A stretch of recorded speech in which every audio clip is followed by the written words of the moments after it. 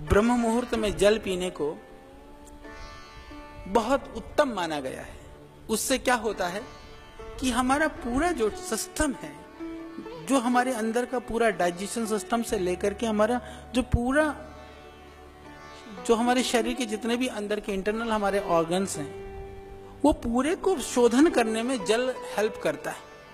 Lung से लेकर के, हार्ट से लेकर के, किडनी से लेकर के स्टमक तक के लिए सुबह पिया हुआ पानी पूरा हमारा एसिड वगैरह जो भी जमा होता है, जो हमारे तीनों दोष वायु, पित्त या कफ गड़बड़ होता है, उसको सही स्थिति पे लाने के लिए वो जल कारगर होता है।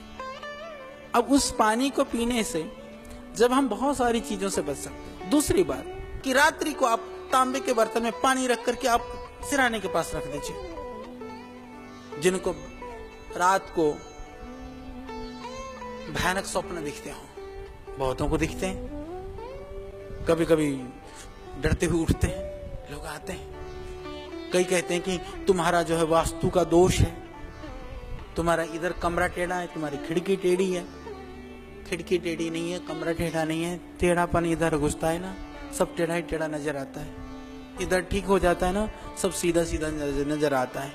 प्रातः काल का जो समय होता है वह कफ प्रधान होता है। जितने भी खांसी खुर्रा वाले होते हैं ना, सुबह उठते खांव खांव करना शुरू करते हैं, छींक छांक, पैर वाले जी धरती में पैर बाद में रखते हैं, बोले छींकना पहले शुरू कर देते हैं। ये सब सुबह होता है ज्यादा काम। और दोपहर को जो भी नो पड़ते हैं ना, गमोरियां हो गई, दाने हो गए, रेसेस हो गए, धूप में निकले, गर्मी में चले, तो पित्त वाले दिन में हो जाता है। और रात्रि को जिनको दर्द हो, जिनकी सूजन हो, तो आप देखना रात को वो बेचारे और अकड़ाहट और दर्द बढ़नी शुरू हो जाती है। यह एक प्राकृतिक रूप से एक अवस्था है। ये मैं इसलिए कह रहा हूं, बड़ी समझने की बात है। तो प्रातः काल जब आप लगभग 4 बजे तक वायु का समय होता है, 4 के 5 के बीच में वायु और कफ का समय होता है। कफ वाला समय 5 से लेकर के 7 तक लगभग कफ रहता है, फिर 8, 9, फिर पित्त वाला समय आता है। यदि आप उसको 24 घंटे को देखेंगे तो पित्त वाला समय जो है ना ज्यादा अवधि है, वायु वाला उससे थोड़ा सा कम है, कफ वाला बिल्कुल कम समय है।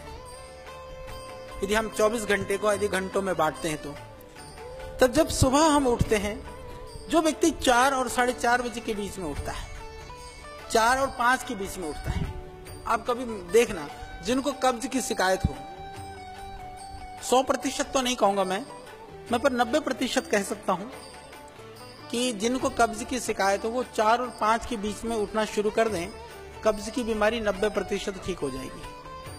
आप मानिए इस बात को। और जिसका पेट ठीक है, उसको खराब करना हो तो भी आप ट्राई करके देख लो।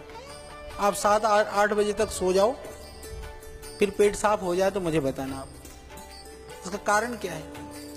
कारण बहुत, ये एक विज्ञान है। ये मॉडर्न मेडिकल में ये चीजों को इस तरह से नहीं किया गया है, इस तरह से अनुसंधान नहीं किया गया, हमारे ऋषियों ने किया था।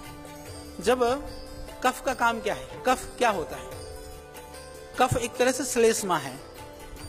मोटे रूप में कफ को तो हम बलगम को कफ बोलते हैं। कफ मतलब जो भी हमारे शरीर के अंदर जो चिकनाहट है, जो श्लेष्मा है, जो लुब्रिकेट, जो जिन पदार्थों से हमारे शरीर के अंदर एक तेज या चमक जो आता है ना, वो कफ की वजह से वो चीज होती है। तो जब कफ शुरू होता है, कफ शुरू होने का मतलब है कि हमारे शरीर के अंदर जो आंतों के अंदर जो गति करने की क्षमता है, आंतों के अंदर जो चिकनाहट है, वह बढ़ती है उस समय। और वायु का काम क्या है? वायु का काम क्या है? गति देना। भाई जितनी भी गतियां हैं शरीर में या दुनिया में, वो वायु की वजह से है।